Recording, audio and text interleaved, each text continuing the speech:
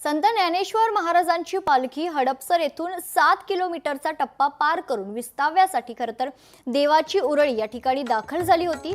विसावा घेऊन सासवडच्या दिशेने मार्गस्थ झालेली आहे। याचाच आढावा घेतला आहे आमचे प्रतिनिधी चंद्रशेखर भांगे यांनी।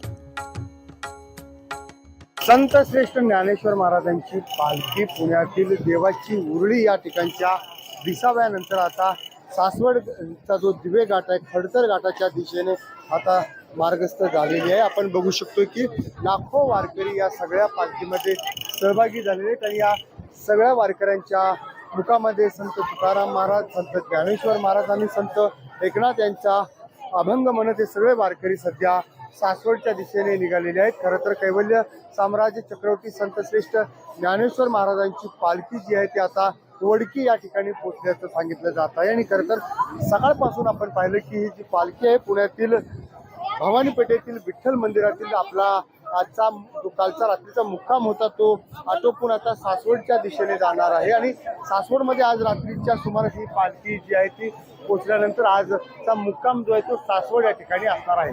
लोकशाहीसाठी मी चंद्रशेखर भांगे, उरळी देवाची, पुणे। लोकशाही मराठी ऐका, पहा, जागरूक रहा।